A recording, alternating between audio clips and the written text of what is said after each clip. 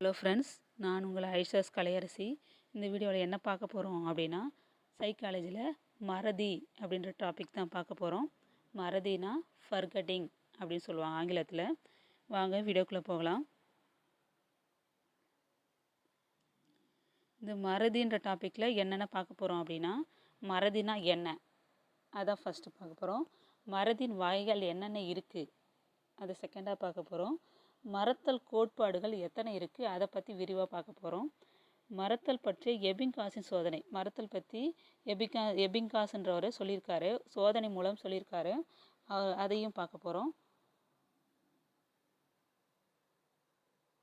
அடுத்து மறதி அப்படின்னா என்ன அப்படின்னா, கற்றபின் நம்மளது நினைவில் தங்காது செல்லும் பாடம், நிகழ்ச்சி, இதுதான் மறதின்னு சொல்லுவோம். நம்ம கற்றுக்குறோம், அதுக்கப்புறம் அது நம்ம மனசில் தங்கலை அப்படின்னா அதுக்கு பேர் தான் மறதி அப்படின்னு சொல்கிறாங்க. நமது மறதி ஏற்பட காரணம் என்ன அப்படின்னா, கற்ற ஒன்று நினைவில் தங்காது தான் காரணம். நம்ம கற்றுக்கிட்டது நம்மளுடைய நினைவில் தங்காது தான் காரணம். இன்னொன்று என்ன சொல்லலாம்னா, காலம் கடந்து சென்றமை. ரொம்ப வருஷம் ஆயிடுச்சுன்னா அது நம்ம நினைவுக்கு இருக்காது. இல்லைன்னா குறுக்க ஏதாவது தடை குறுக்கீடு ஏற்பட்டிருந்தால் அதுவும் நினைவுக்கு இருக்காது. அப்புறம் உடல் நலமின்மை மற்றும் குறைபாடு உள்ள மனநிலை இருந்தால் அப்பயும் நம்மளுக்கு அந்த நினைவில் இருக்காது, நம்மளுக்கு மறத்தல் ஏற்படும் அப்படின்னு சொல்கிறாங்க. அடுத்தது, நாம் கற்ற ஒரு செய்தி அல்லது பாடம் பின்னர் தேவைப்படும் போது நம்மால் நினைவு கூற இயலவில்லை என்றால் அதற்கு காரணம் மறத்தலின் விளைவு அப்படின்னு சொல்கிறாங்க. நம்ம ஏற்கனவே கற்ற ஒரு செய்தி அல்லது பாடம் பின்னர் தேவைப்படும் போது நம்மால் நினைவு கூற இயலவில்லை அப்படின்னா அதற்கு காரணம் என்னதான், மறத்தலின் விளைவு தான் காரணம் அப்படின்னு சொல்கிறாங்க. நினைவில் இல்லாதது மறந்து விட்டதுன்னு சொல்லுவாங்க. மறக்காமல் இருப்பதை நினைவில் இருப்பதாக சொல்லுவாங்க. அப்போது நினைவும் மறதியும் ஒரே நாணயத்தின் இரு பக்கங்கள் அப்படின்னு சொல்லுவாங்க. நினைவும் மறதியும் ஒரே நாணயத்தின் இரு பக்கங்கள். இது இம்பார்ட்டண்டான கொஸ்டின்ஸு, ஏற்கனவே எக்ஸாமில் கேட்டிருக்காங்க. நினைவும் மறதியும் ஒரே நாணயத்தின் இரு பக்கங்கள், அதை பற்றி கொஸ்டின்ஸ் கேட்டிருக்காங்க. இதுக்கு எடுத்துக்காட்டு என்ன சொல்லலாம் அப்படின்னு பார்த்தீங்கன்னா, இப்போ எக்ஸாமுக்கு முதல் நாள் நம்ம நைட்டு உட்காந்து படிச்சிருப்போம். ஆனால் எக்ஸாமுகளில் உட்காந்துருக்கும் போது, தேர்வு அறையில் இருக்கும்போது அந்த கொஸ்டின் நம்மளுக்கு ஞாபகத்துக்கு வராது. அந்த கொஸ்டின் படிச்சிருப்போம், அந்த டாபிக் படிச்சிருப்போம், உள்ளே என்ன படித்தோம் அப்படின்றது ஞாபகத்துக்கு வராது. ஆனால் நம்ம சின்ன வயசில் ஏதோ ஒரு விஷயம், சின்ன வயசில் நடந்த விஷயம் இப்போது கேட்டாலும் இல்லை இதுக்கப்புறம் பல வருஷங்கள் கழித்து கேட்டாலும் திடீரென நம்ம கரெக்டாக சொல்லுவோம், இதான் நடந்தது அப்படின்னு. சின்ன வயசில் நடந்தது தெரியுது, ஆனால் நம்ம முதல் நாள் படித்தது மறந்து போயிடுச்சு. இதான் மறதிக்கு எடுத்துக்காட்டு.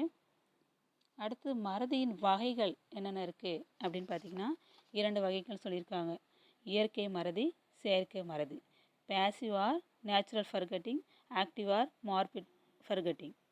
இயற்கை மறதி அப்படின்னா மறதி தூண்டுதலினால் நிகழ்வதில்லை, பல்வேறு காரணங்களால் நிகழ்கிறது. இதான் இயற்கை மறதின்னு சொல்கிறாங்க. செயற்கை மறதினா மறதி மகிழ்ச்சியற்ற அனுபவம் மற்றும் சுய நினைவில்லாத நிலை போன்றவற்றால் நிகழ்கிறதுன்னு சொல்கிறாங்க.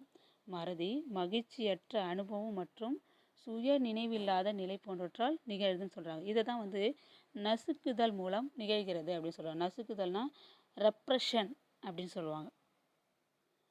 அடுத்து, மறத்தல் கோட்பாடுகள் ஒரு 6 இருக்குது. அது என்னென்ன அப்படின்னா, பயன்படுத்தாதன் விளைவாக அழிதல், குறுக்கீடு காரணமாக மறத்தல் அல்லது குறுக்கீட்டு கோட்பாடுன்னு சொல்லுவாங்க. அடுத்தோடு படிம மாற்ற கோட்பாடு. 4th, வெளிக்கொணர்வதில் ஏற்படும் தடங்கள். 5th, ஊக்கத்தின் அடிப்படையில் அமைந்த மறதி.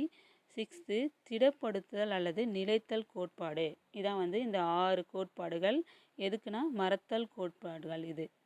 ஃபஸ்ட்டு, பயன்படுத்தாததன் விளைவாக அழிதல் அப்படின்னா என்னென்னா, நம்ம சின்ன வயசில் சைக்கிள் ஓட்டியிருப்போம், திடீர்னு குறுக்க நம்ம ஓட்டிருக்க மாட்டோம். இப்போ எடுத்து ஓட்டும்போது, இப்போ பல வருஷங்கள் கழித்து இப்போ சைக்கிள் எடுத்து ஓட்டும்போது உங்களுக்கு கொஞ்சம் கடினமாக இருக்கும். அதுக்கு காரணம் என்ன, பயன்படுத்தாதன் விளைவாக அழிதல். இதான் அதுக்கு காரணம். அடுத்தது, குறுக்கீடு காரணமாக மறத்தல் அல்லது குறுக்கீட்டு கோட்பாடு அப்படின்னா, கற்றலுக்கும் கற்றவற்றை நினைவு கூறுதலுக்கும் இடையே எவ்வளவு இடைவெளி இருக்குது, என்பதை காட்டிலும் இவ்விரண்டு நிகழ்வுகளுக்கும் எவ்விரண்டு நிகழ்வுனா கற்றல் கற்றவற்றை நினைவு கூறுதல் இந்த 2 நிகழ்வுகளுக்கு இடையே என்னென்ன நடைபெறுகிறது என்பதே முக்கியமானவையாகும் என்று இந்த கோட்பாடு சொல்லுது. கற்றலுக்கும் கற்றவற்றை நினைவு கூறுதலுக்கும் இடையே எவ்வளவு கால இடைவெளி இருக்குது என்பதை காட்டிலும் இந்த இவ்விரண்டு நிகழ்வுகளுக்கும் இடையே என்னென்ன நடைபெறுது என்பதே முக்கியமானவை அப்படின்ட்டு இந்த குறுக்கீடு கோட்பாடு சொல்லுது. இந்த குறுக்கீடு கோட்பாடில் 2 இருக்குது. என்னென்னா முன்னோக்கு தடை பின்னோக்கு தடை தான் பின்னாடி பார்க்கலாம். முன்னோக்கு தடை பின்னோக்கு தடை இதான் வந்து குறுக்கீடு கோட்பாட்டில் இருக்குது. இப்போ முன்னோக்கு தடை அப்படின்னா என்னென்னா நாம் ஏற்கனவே கற்ற ஒரு பாடம் அல்லது செயல் தற்போது புதிதாக கற்றுக்கொண்ட ஒரு பாடத்தினை அல்லது செயலினை நினைவு கூறுவதற்கு தடையாக அமைவது தான் முன்னோக்கு தடைன்னு சொல்லுவாங்க. நாம் ஏற்கனவே கற்ற ஒரு பாடம் அல்லது செயல் தற்போது புதிதாக கற்றுக்கொண்ட ஒரு பாடத்தினை அல்லது செயலினை நினைவு கூறுவதற்கு தடையாக அமைவதனை முன்னோக்கு தடைன்னு சொல்லுவாங்க. இப்போது நேற்று படித்த ஒரு பாடம் வந்து இன்று படிக்கும் பாடத்தினை நினைவு கூறுவதற்கு தடையாக இருந்துச்சுன்னா சாதாரணமாக தடையாக இருக்கும். சாதாரணமாக அது வந்து மாணவர்களிடம் காணக்கூடிய ஒரு நிகழ்ச்சி. இதுதான் வந்து முன்னோக்கு தடை. இதை யார் விவரித்திருக்காங்க அப்படின்னு சொன்னால் ஆசுபல் அவரும் அண்டர்வுட் இவங்க 2 பேரும் இந்த முன்னோக்கு தடை பற்றி விரிவாக விவரிச்சிருக்காங்க. சோதனையின் அடிப்படையில் விவரித்திருக்காங்கன்னு சொல்லியிருக்காங்க. அடுத்து பின்னோக்கு தடை அப்படின்னா நாம் புதிதாக கற்றுக்கொள்ளும் பாடம் அல்லது ஒரு செயல் ஏற்கனவே கற்ற பாடம் அல்லது செயலினை நினைவு கூறுவதற்கு தடையாக அமைவது வந்து பின்னோக்கு தடைன்னு சொல்லுவாங்க. இதை யார் விவரிச்சிருக்காங்க அப்படின்னா முல்லர் மற்றும் பில்சக்கர் அப்படின்ற அறிஞர்கள் உளவியல் அறிஞர்கள் வந்து சோதனை மூலம் விளக்கியிருக்காங்க. நாம் புதிதாக கற்றுக்கொள்ளும் பாடம் அல்லது செயல் ஏற்கனவே கற்ற பாடம் அல்லது செயலினை நினைவு கூறுவதற்கு தடையாக அமைவது தான் பின்னோக்கு தடைன்னு சொல்கிறாங்க. இப்போ பின்னோக்கு தடைக்கு எடுத்துக்காட்டு என்ன சொல்லலாம்னா இப்போ ஆங்கிலம் கற்க தொடங்கிய பின் தாய்மொழியை பேசும்போது ஆங்கில வார்த்தைகளை ஆங்காங்கே உபயோகிப்பது. இப்போது ஏற்கனவே நம்மளுக்கு தமிழ் தெரியும், இப்போ புதுசாக இங்கிலீஷ் கற்றுக்குறோம். அப்போது நம்ம தமிழில் இப்போ பேசக்குள்ளார இங்கிலீஷ் வந்து குறுக்க நம்ம பேசுவோம். தமிழ் வார்த்தை அப்போது தெரியாது, இங்கிலீஷில் அதில் யூஸ் பண்ணி பேசுவோம் இல்லையா, அதை தான் வந்து பின்னோக்கு தடைன்னு சொல்லுவாங்க. ஆங்கிலம் கற்க தொடங்கிய பின் தாய்மொழியை பேசும்போது ஆங்கில வார்த்தைகளை ஆங்காங்கே உபயோகிப்பது. ஏற்கனவே தமிழ் மொழியை நன்கு அறிந்திருந்தும் சமயத்தில் தகுந்த வார்த்தைகள் நினைவுக்கு வராததால் நம்ம இங்கிலீஷை அதில் யூஸ் பண்ணுவோம், இங்கிலீஷ் வேர்ட்ஸ் போட்டு பேசுவோம் இல்லையா, அதுதான் வந்து பின்னோக்கு தடை. அடுத்தது இன்னொரு 3rd கோட்பாடு என்னன்னா படிம மாற்ற கோட்பாடு. படிம மாற்ற கோட்பாடு அப்படின்னா என்ன அப்படின்னா அது வந்து பாட்லர்ட் அப்படின்றவர் சோதனை மூலம் நடத்திருக்கார். முதல்ல வந்து ஒரு படத்தை வந்து ஒருத்தர்கிட்ட காமிக்கிறார், பூனையோட படத்தை காமிக்கிறாரு. சில நொடிகள் வந்து பார்த்த பின் அதை வந்து வரைய சொல்லி சொல்கிறாரு. அவரை வரைய சொல்லி ஒருத்தர்கிட்ட வரைய சொல்லி சொல்கிறாரு. அவர் வந்து அதை வரைகிறாரு. அதை வரைஞ்சி பூனை மாதிரியே வரைஞ்சி காமிச்சிடுறாரு. திருப்பி அதை இன்னொருத்தர்கிட்ட கொடுக்குறாரு, காமிக்கிறாரு. அவர் அதை பார்த்துட்டு கொஞ்ச நாள் பார்த்துட்டு அதை மறைச்சிடுறாரு, கொஞ்சம் நினைவு வச்சுக்கிற மாதிரி காமிச்சிட்டு மறைச்சிடுறாரு. இன்னொருத்தர் வரைகிறார். இதே மாதிரி ஒரு 10 பேர்கிட்ட ஒருத்தர் பார்த்து ஒருத்தர் வரைகிற மாதிரி, ஒருத்தர் பார்த்து ஒருத்தர் வரைகிற மாதிரி, ஒருத்தர் வரைஞ்ச படத்தை காமிச்சிட்டு திருப்பி மறைச்சிருவோம். அதை நினைவில் வச்சுட்டு படத்தை வரையணும். கடைசியில் ஒரு 10 பேருக்கு அப்புறம் பார்க்கும்போது 10ஆவதாக யார் வரைகிறாங்களோ அவங்க படத்தை பார்க்கும்போது அந்த படத்தையும் முதல்ல வரைஞ்சவரோட படத்தையும் ஒப்பிட்டு பார்க்கும்போது சிறிதும் தொடர்பில்லாத ஆந்தையின் உருவமாக இருந்தது அப்படின்னு தன்னுடைய சோதனையின் மூலம் பாட்லட் வந்து சொல்லியிருக்கிறார். முதல்ல கொடுத்தவர்கிட்ட வந்து பூனையோட படம் பூனையாகவே இருந்தது.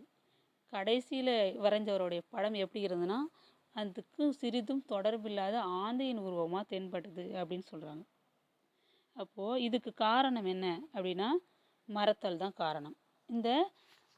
இதை வந்து படிம மாற்ற கோட்பாடு அப்படின்னு சொல்கிறாங்க. இதே போல் தான் வதந்திகள் ஒவ்வொருவராலும் கண் காது மூக்கு வைத்து வெகுவாக பரப்பப்படுகிறது. இதே மாதிரி தான் வதந்திகளும் கிராமத்து சைட்லாம் பார்ப்போம்னா ஏதோ ஒரு விஷயம் ஒருத்தவங்கள சொல்லிட்டோன்னா அதை 10 பேர்கிட்ட போயிட்டு அந்த விஷயம் போயிட்டு ஒருத்தர் மாற்றி ஒருத்தர்னு ஒவ்வொருத்தராக அந்த விஷயம் போய் சேர்ந்துட்டு கடைசியில் அந்த விஷயமே வேறு மாதிரி போயிடும். இதுதான் வந்து வதந்திகள் ஒவ்வொருவராலும் கண் காது மூக்கு வைத்து வெகு வேகமாக பரப்பப்படுகிறது. ஆனால் விஷயம் வந்து ஃபஸ்ட்டு சொன்ன விஷயமும் கடைசி சொன்ன விஷயமும் கடைசியாக அவங்க கேட்குற விஷயமும் எப்படி இருக்குன்னா ஒன்றுக்கு ஒன்று சம்மந்தமே இல்லாத மாதிரி இருக்கும். இதுதான் வந்து படிம மாற்ற கோட்பாடு. அடுத்தது வெளிக்கொணர்வதில் ஏற்படும் தடங்கள். இப்போது சில நேரங்களில் வந்து நமது நெருங்கிய நண்பரின் பெயரோ அல்லது நேர்முக பேட்டியின் போது வினாவிற்கு விடையோ உடனடியாக நம் நினைவுக்கு வருவதில்லை. நாக்கில் இருக்குது, தொண்டை வலிக்கு இருக்குது, ஆனால் வெளியே வரமாட்டேங்குது அப்படின்னு சொல்லுவாங்க. உங்கள் பேர் ஞாபகம் இருக்குது, ஆனால் என்னன்னு தான் சொல்ல தெரில, தொண்டையில் இருக்குது, நாக்கில் இருக்குது, என்னன்னு சொல்ல தெரில அப்படின்னு சொல்லுவாங்க. அதுதான் வந்து வெளிக்கொணர்தலில் ஏற்படும் தடங்கள். அது வந்து டேட்னு சொல்லுவாங்க. டிப் ஆஃப் டங்கு, நாநுனி நிகழ்ச்சி, இதை சொல்லுவாங்க. இப்போ கற்கும்போது அமைந்திருந்த குறிப்புகள் நினைவு கூறும்போது இல்லாது இருத்தலே இதற்கு முக்கியமான காரணம். கற்கும்போது அமைந்திருந்த குறிப்புகள் நினைவு கூறும்போது இல்லாது இருத்தல், நினைவு கூறும்போது அது வந்து நம்ம ஞாபகத்துக்கு வராது. இதான் வந்து வெளிக்கொணர்தல் ஏற்படும் தடங்கள்னு சொல்கிறாங்க. அடுத்தது ஊக்கத்தின் அடிப்படையில் அமைந்த மறதி. இதான் 5th கோட்பாடு. இதை பற்றி யார் சொல்லியிருக்காங்கன்னா சிக்மண்ட் ஃப்ராய்டுன்ற உளவியல் அறிஞர் வந்து சொல்லியிருக்காரு. இவர் வந்து பகுப்பாய்வு கோட்பாட்டின் தந்தை அப்படின்னு சொல்லுவாங்க. யாருன்னா சிக்மண்ட் ஃப்ராய்டு. இப்போது பெற்றோர் கண்ணெதிரிலே அவர்கள் மகன் அல்லது மகள் விபத்தில் மரணமடைவது, அவங்க பார்க்கும்போது அவங்க அப்படியே திக்குப்பிரமை பிடித்தார் போலாகி பேசும் திறனை இழந்து விடுறது இல்லையா, அதை வந்து ஊக்கத்தின் அடிப்படையில் அமைந்த மறதி அப்படின்னு சொல்கிறாங்க. பெற்றவங்க முன்னாடி யாரோ ஒரு அதிர்ச்சியான விஷயம் நடந்துச்சுன்னா அவங்களுடைய பேசும் வார்த்தையை வந்து அவங்க பேசும் திறனையே இழந்து விடுவாங்க. வெகு நாட்களுக்கு பிறகு அவர்கள் பேசும் திறனை திரும்ப பெற்றாலும் அந்த சம்பவத்தை விவரிக்கும் நிலையில் இருக்க மாட்டாங்க. இதுதான் வந்து ஊக்கத்தின் அடிப்படையில் அமைந்த மறதின்னு சொல்லுவாங்க. இதை தேர்ந்தெடுத்த மறதி அப்படின்னு சொல்லுவாங்க. செலக்டிவ் அம்னீஷியா அப்படின்னு சொல்லலாம். அடுத்தது அது வந்து அவரது ஆழ் மனதின் அடித்தளத்தில் அமுக்கி வைக்கப்படுகிறது. இத்தகைய அனுபவங்களை நினைவு கூறுவது மனதுக்கு மகிழ்ச்சி அளிக்காது என்ற காரணத்தால் அவை ஆழ்மனத்திற்கு தள்ளப்படுவதால் அது அவரது நினைவுக்கு வருவதில்லை. இதான் வந்து ஊக்கத்தின் அடிப்படையில் அமைந்த மறதி. நாம் எவற்றை மறக்க விரும்புகிறோமோ அவற்றையே மறைக்கிறோம் அப்படின்னு யார் சொல்லியிருக்காங்க அப்படின்னா சிக்மண்ட் ஃப்ராய்டு. இவர் யாருன்னா உளப்பகுப்பாய்வு கோட்பாட்டின் தந்தை. இவருடைய கருத்து என்ன அப்படின்னா ஒருவரது மனதை வருத்தக்கூடிய அல்லது அவமானப்பட்ட அனுபவங்கள் போன்றவை அவரது மனதின் அடித்தளத்தில் அமுக்கி வைக்கப்பட்ட ஆழ் மனசுக்கு அமுக்கி வைக்கப்படுகிறது.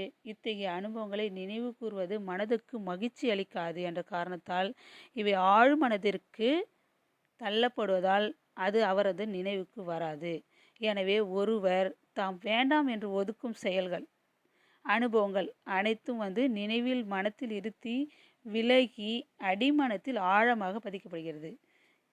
இவை நினைவுக்கு வராமல் மறதிக்கு ஆட்படுகிறது. இதான் வந்து ஊக்கத்தின் அடிப்படையில் அமைந்த மறதி.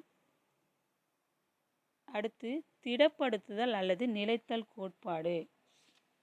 இதை வந்து மறத்தலுக்கான ஒரு நவீன கோட்பாடு அப்படின்னு சொல்லுவாங்க. இது வந்து மறத்தலுக்கான ஒரு நவீன கோட்பாடு அப்படின்னு சொல்லுவாங்க.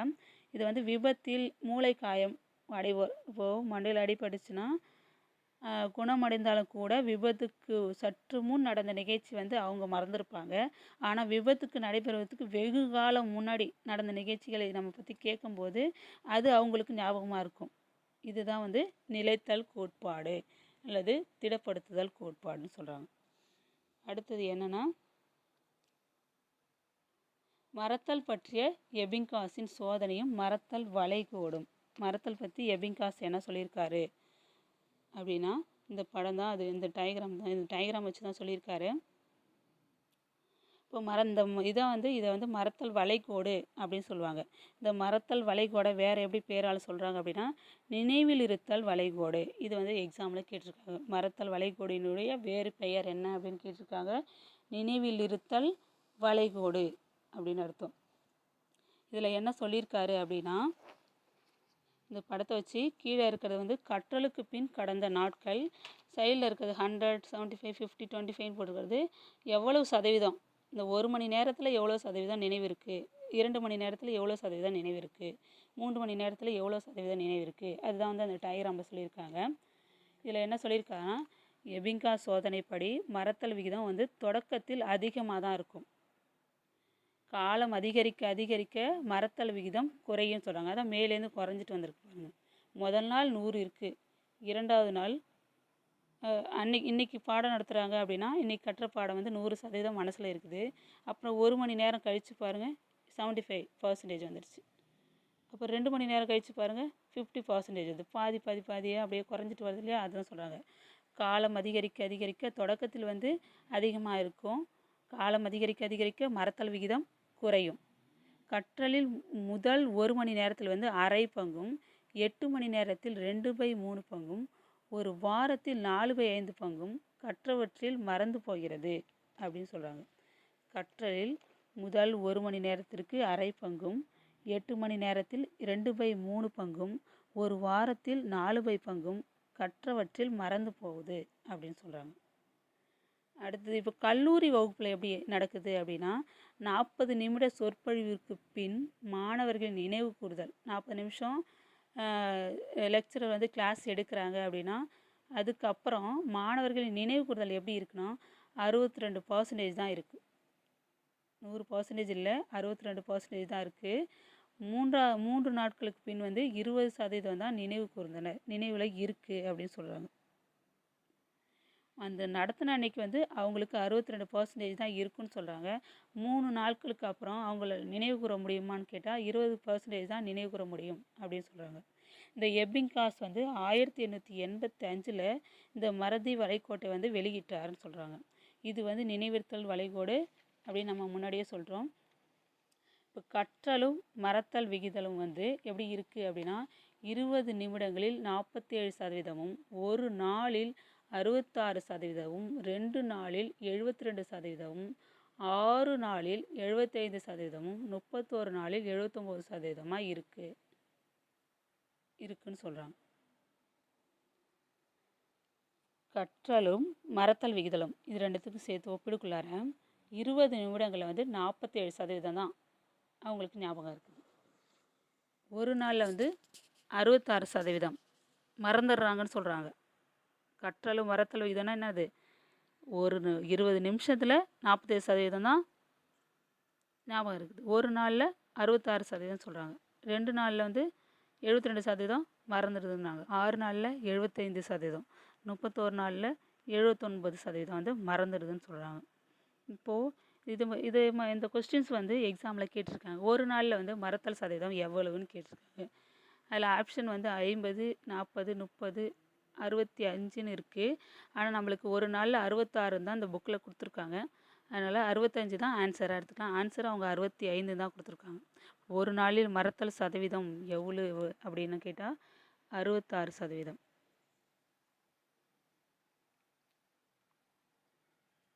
அடுத்து நாம் கற்றவை ஒருபோதும் முழுமையாக மறந்து போவதில்லை என்பதையும் மறத்தல் வளைகோட்டில் இருந்து அறியலாம். இந்த மறத்தல் வளைகோட்டிலிருந்து நாம் கற்றவை ஒருபோதும் முழுமையாக மறந்து போவதில்லை அப்படின்னு சொல்லியிருக்காங்க. எனவே கற்ற நிறைவுற்ற அடுத்த 1 மணி நேரமே மாணவர்கள் மனனம் செய்வதற்கும் மீட்டுணர்தலில் பயிற்சி பெறுவதற்கும் உரிய காலம் என்று ஆசிரியர்கள் உணர வேண்டும் சொல்கிறாங்க. இப்போ கற்ற உடனே இப்போ கற்றல் அவங்களுக்கு முடிஞ்சிச்சுன்னா அதுக்கப்புறம் 1 மணி நேரமே அவர்கள் மனனம் செய்வதற்கும் மீட்டுணர்வதற்கும் பயிற்சி கொடுக்கணும். நம்ம நிறையா அதை வந்து ஆசிரியர்கள் தெரிஞ்சிருக்கணும், அவங்களுக்கு பயிற்சி கொடுக்கணும் அப்படின்னு தெரிஞ்சுக்கணும். அப்போது தான் மறத்தல் விகிதம் வந்து உயர்நிலையில் இருக்கும் காலம். அப்போ தான் மறத்தல் விகிதம் வந்து உயர்நிலையில் இருக்கும் காலம். ஆனால் அப்போ அந்த 1 மணி நேரத்திலே நம்ம திருப்பி அவங்களுக்கு படிக்க சொல்கிறது, மனனம் செய்ய சொல்கிறது, திருப்பி அதை சொல்லி பார்க்க சொல்கிறது, எழுதி பார்க்க சொல்கிறது, அந்த வேலை வந்து ஆசிரியர் வந்து கொடுக்கணும் அப்படின்னு சொல்கிறாங்க. அப்போது தான் மீட்டு கொணரும் பயிற்சியை மேற்கொள்வதால் மறத்தலை தடுத்து நிறுத்த முடியும். நம்ம திருப்பி ஆசிரியர் வந்து அதை படிக்க சொல்கிறதுனால அவங்களுக்கு மறத்தல் ஏற்படாமல் நினைவில் இருக்குமாறு செய்ய முடியும் அப்படின்னு எபிங்காஸ்ன்றவர் சோதனை மூலம் செய்து காட்டியுள்ளார்.